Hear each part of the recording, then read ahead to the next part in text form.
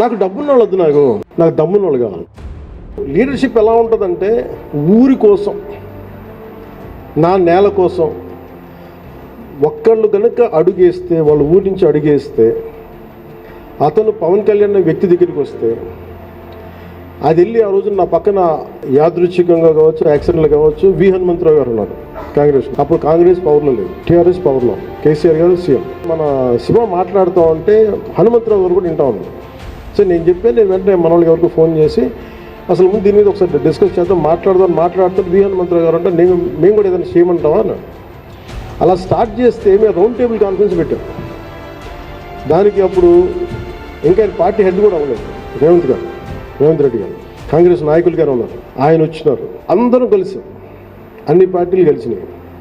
జనసేన దగ్గరికి వస్తే అన్ని పార్టీలు కలిస్తే యురేనియం తవ్వకాలను ఆపేయమని అప్పుడు మన కేసీఆర్ గారు, అప్పుడు గౌరవ ముఖ్యమంత్రి, ఆయన తెలియజేశారు. అంటే నేను ఇది ఎందుకు చెప్తున్నానంటే, when you believe in an ideology, ఒక్క శివ అనే ఒక కుర్రాడు వెళ్ళి కదిలిస్తే ఎన్ని పార్టీలు కదిలిని ముఖ్యమంత్రి స్థాయి దాకా వెళ్ళింది. అది శక్తి, అది తెలంగాణ శక్తి. అంటే ఎంత బలం ఉండాలి, ఈ గుండె ఎంత పెద్ద గుండెగా ఉండాలి, ఈ బుర్ర ఎంత బలమైన బుర్ర ఉండాలి. నాకు డబ్బున్న వాళ్ళు వద్దు, నాకు దమ్మున్న వాళ్ళు కావాలి, నిలబడే వాళ్ళు కావాలి.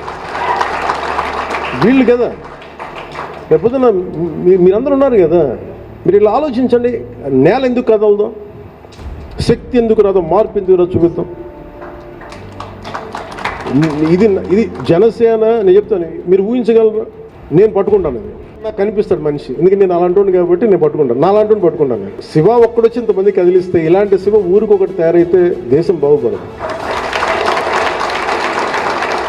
ఇది నేను ఎన్ని ఉదాహరణలు చెప్తాను. ఎగ్జాంపుల్ అంటే నాకు ఎంత ఇన్స్పిరేషన్ అంటే Shiva it's a true story, success story. ఇప్పుడు నన్ను ఎవరైనా సినిమా హీరోగా మనం చప్పట్లు కొట్టేస్తాం, పవన్ కళ్యాణ్ చూడగానే చప్పట్లు కొడితే ఏలేస్తాం కాదు. నిజమైన హీరోలు వీళ్ళని కదా మనం తీసుకోవాలి.